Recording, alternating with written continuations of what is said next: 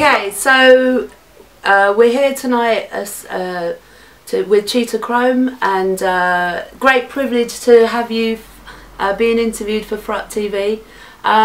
So over to Segs. Well, I'm privileged to meet you, and my name's Segs. We sort of do the club together, do this FFRUK club.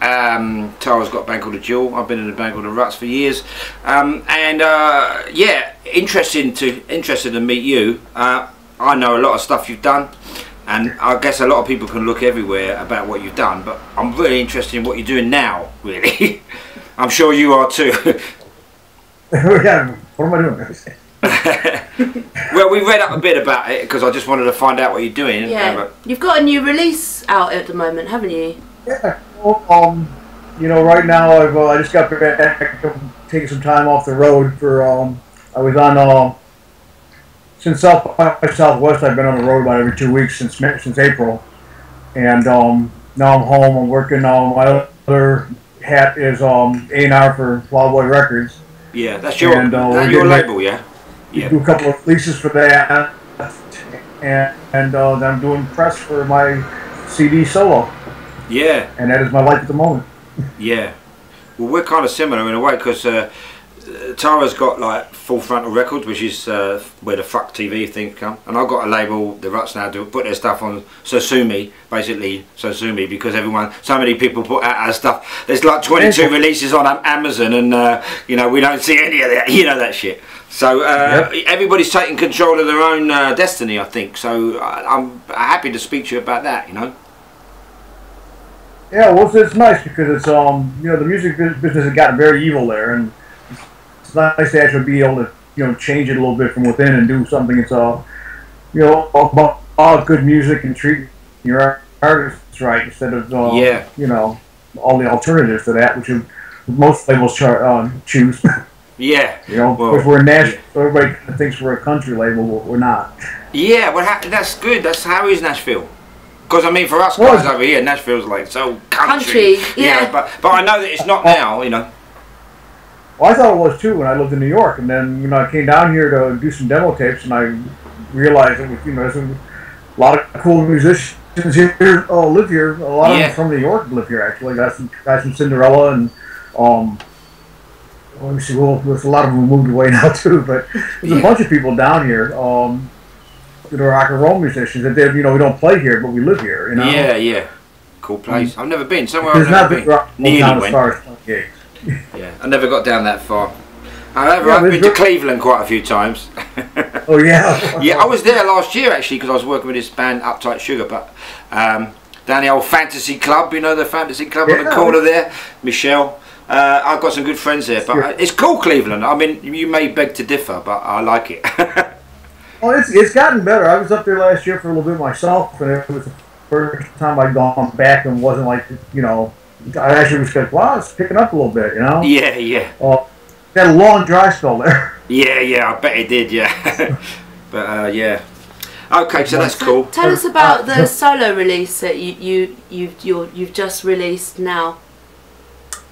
Well, that was something that, you know, we kind of, some of the songs were kind of planned Batusi's album, and we decided not to put that out. So Sylvain and I talked, and we thought it was better if we did a couple solo projects with that material and try to, you know, get together and do something else at a future date. So I had those songs that I wanted to flesh it out with something, and I had the tapes from Woodstock that I'd done with Genya back in 1996. Wow.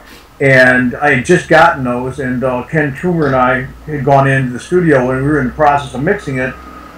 And I thought, well, if I could actually take these two, put them together, and, you know, kind of make something out of that, and be quite a little curiosity for people to see, and, you know, kind of show them what I've been up to for the past 20 years. Yeah, but that's good, man. That's good. So I'm interested in hearing that because, you know, when I listened to your guitars back then, I mean, we won't mention our ages, but I'm the same age as you, I know that. So the thing is, you know, I come out of Alice Cooper and stuff, and I know you did too in a certain way, the Stooges, and I hear your stuff and I go, that's just, you know, that's like Love It to Death and stuff like that. I love that shit, you know? And so I bet if you're going back 20 years, then there's going to be some of that kind of stuff in there. Yeah. It's funny because we played some of the stuff for somebody at one of the record labels over there, and they're like, "Well, damn, you guys made a really good rock and roll album. We don't know what to do with it."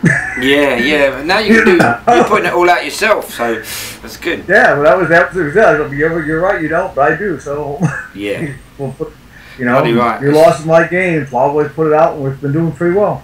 Why did it take us so long to take control? In my case, I really had a deep ingrained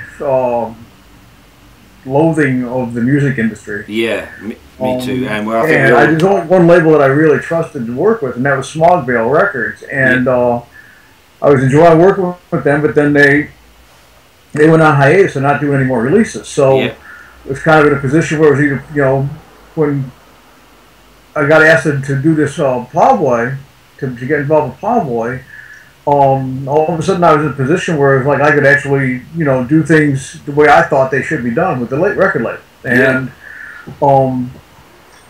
why not sign yourself if you're an AI guy? Yeah, well, power to you, man. That's what we're doing. She won't sign me though. I know. And you sign me? No. All right then. We're going to sound to Plowboy. Yeah. So that's great. Yeah. Okay. So the solo album is called Solo. Solo, excellent, and it's available to get. How do we get hold of it for the fans? You can get it. It's on proper distribution, and it's on basically online right now. After I believe Black Friday, we're doing a vinyl version of it, and that'll be a limited run. But we're gonna have that coming out, and you can Google Cheetah Chrome Solo. It'll lead you to a bunch of places to buy it. Yeah, cool. And you're on proper, yeah. I'm on proper as well. You use proper, yeah. I like those guys. I met, because I bumped into Nick Lowe, and so we ended up doing proper distribution. There's those old guys because we recorded some stuff with them back in the day. They're working out pretty well with us. Yeah, they're just like yeah, it's cool. That's nice to hear. Is there much chance of you coming to the UK to do some shows? Please? Well, if there's any interest, I mean, it seems like they seem to have forgotten who I am over there. So No, that's not true. But honestly, pretty good promotion in touch. Okay. I'd be glad to. Yeah, well, we'll have to tell them who you are again because they forgot who I was. Don't they never know who we are. So so that's cool. Great. Well, we'd love to see you play in the UK. So hopefully that'll happen. Well, all the time. Great audiences over there. When was the last time you were over here? Probably 1977, and then wow. I was there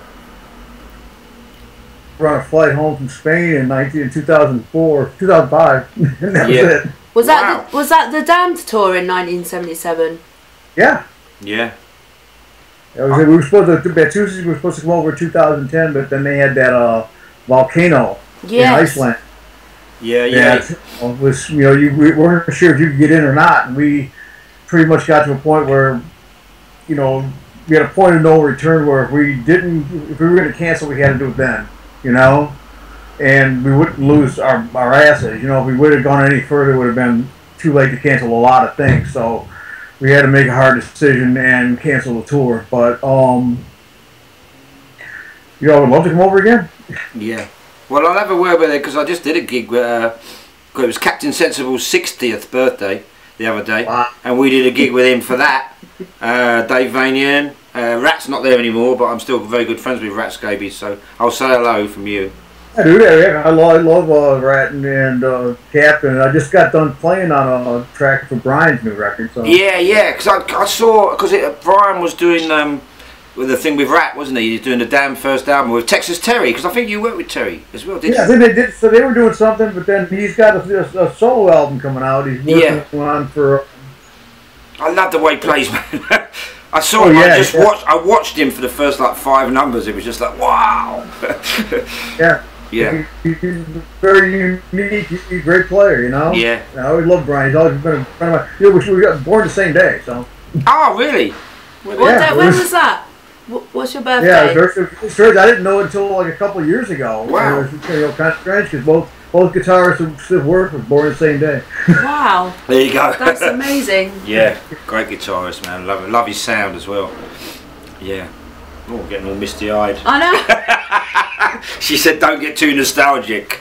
No, I'm getting nostalgic. No, I got nostalgic, but I you know, I just want to keep it now as well. So. Yeah. Well, the band were always like our brother. They were like our brother band, you know. Yeah, we yeah. had a lot of well, and for us too, very much so. good deal of mutual respect for them. Yeah. So, is your book worth reading? Yeah, of course it is. You know, because I've got a bit excited. You know? I want to read it. I didn't even know it was out. I got to be honest, but I kind of, I was just saying. It said you got a book out, and it looked. The first thing you said was just early next year. That chance is always there. Okay. Cool. Yeah, because you might be coming to Nashville. He might be living in Nashville soon himself. So. Yeah. Oh, that'll make it easier, won't it? Yeah. If you want that would make a lot easier. Doorstep. Yeah, yeah. Yeah, we supported Sylvain last year. Yeah, the 100 Club. Yeah, that was really good fun. Yeah, no, he's a sweetheart. I love playing with him. He's got the best instincts of any musician I ever played with. Well, that's very nice. See, we love those quotes. Yeah. Because we're sort of doing this TV show, but we both sing and we both play, and we want it to be about real issues, you know. So instead of you must do so many interviews like we do, is so boring. So I just want to converse, you know. So I know you might not want to converse about it, but I've got to bring up the past. Rocking for the Tombs, Dead Boys, and this lady here, actually a Dead Boys song. She's got Steve like tattooed on her arm, and the reason for that is not for any adulation. I don't think, is it? Or, what does that mean? Adulation. But I mean, it's because one of the Dead Boys songs helped her save your. Yeah. Well, I'm not even going to say, but I mean, it was a very poignant thing in her life. That's what she told me. Wow. And I love stories like that, are real stories. We all get people coming up to us and saying, you know, that song, I was just about to do this or do that, and it saved me. And you don't know what to say, really. One doesn't know what to say, but I'm bringing it up live. Yeah. Well, yeah, Dead Boys are a big. Well, ain't it fun? Yeah. Stop me from topping myself. Yeah, I should say it. I wasn't going to bring it up. You know, Dead Boys have always, your music and Steve's voice and obviously his lyrics have always just been really special to me. So, and you don't get many bands like that. It's a great, you know, it's a great song, isn't it? So, anyway, don't have to talk any more about that.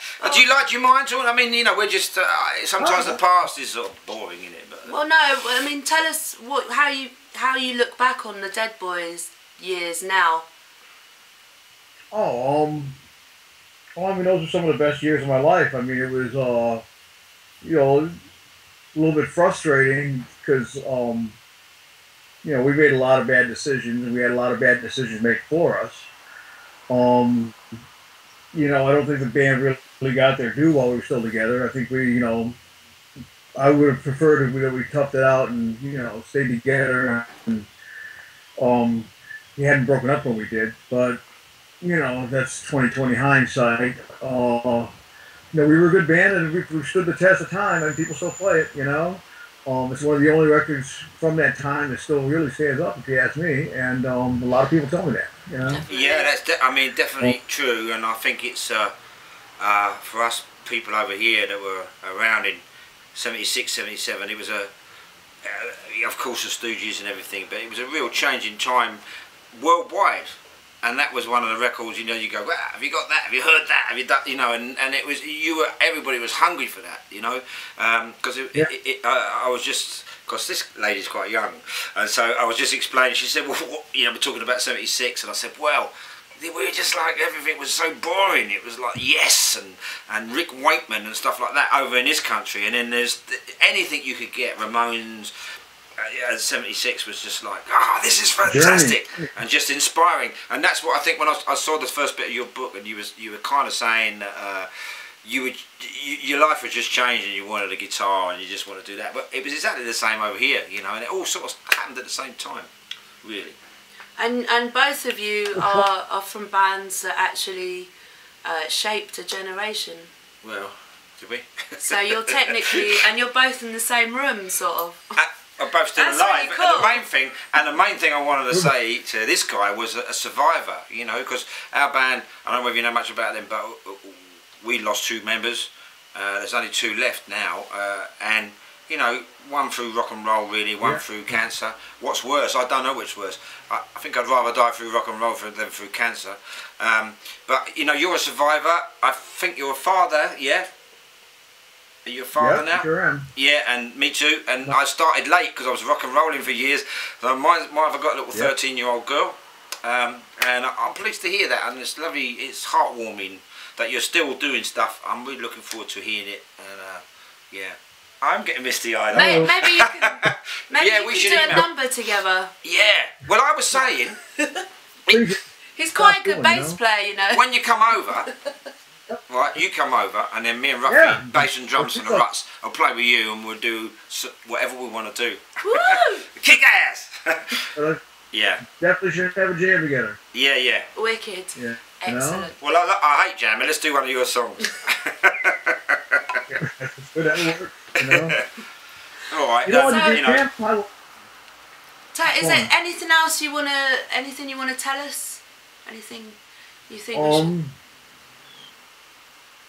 You know, just buy vinyl records. I mean, yes. Well, we got the link, and yeah.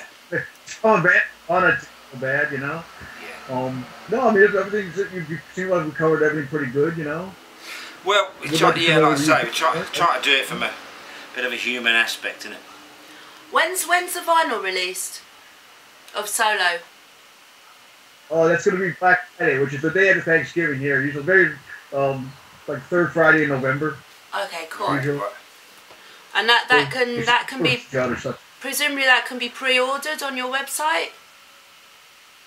Probably. If you go to plowboyrecords.com, it's got you can order anything you want. We've got T-shirts, we got the whole 9 yards, and there'll be an announcement there about about when the Black Friday release is coming out and how many it's going to be and all that. But yeah, you'll be able to pre-order it there. Cool. Okay, we'll look out for that. That's good. I'm going to check you out. Tell everyone. I'm done. Yeah, I think I got overexcited. Didn't you want to talk about Alice Cooper? I've talked about Alice Cooper. All right, you did. Just because it's on the list. I put my list here. It says Alice Cooper, Cleveland, Batusi. That's about all it says. That's interesting. Who's your current inspiration? Yeah. Oh, my current inspiration is all the inspirations I've ever had.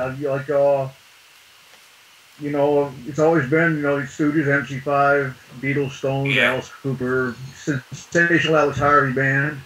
Those are all the... What I'm listening to right now, actually, is I just got the Wilco Johnson Roger Daltrey CD, and that's quite good. Yeah.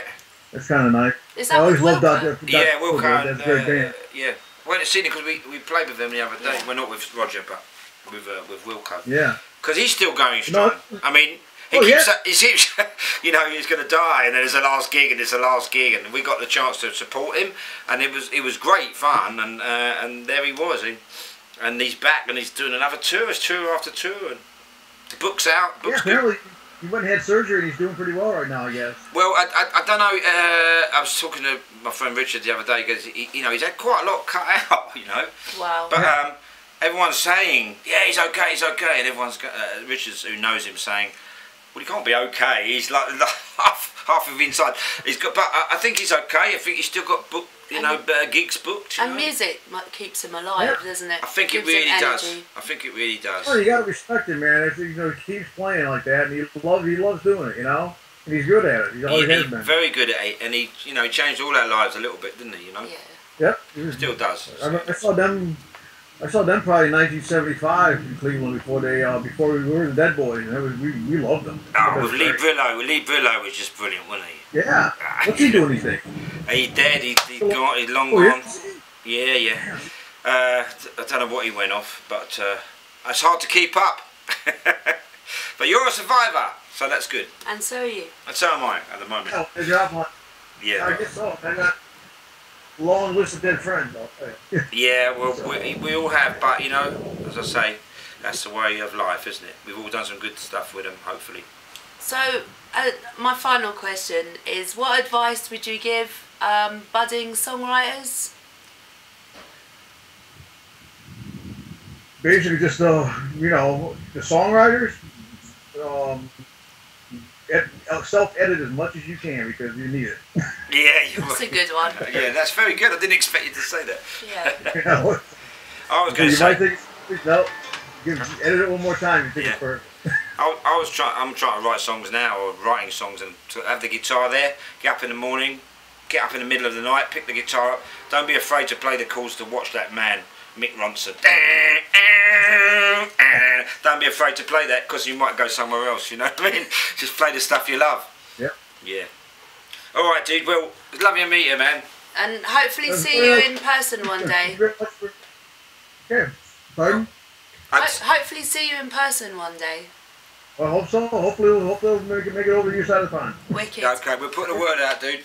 Thank you. Do that. Can you just say you have been watching FFRUK TV?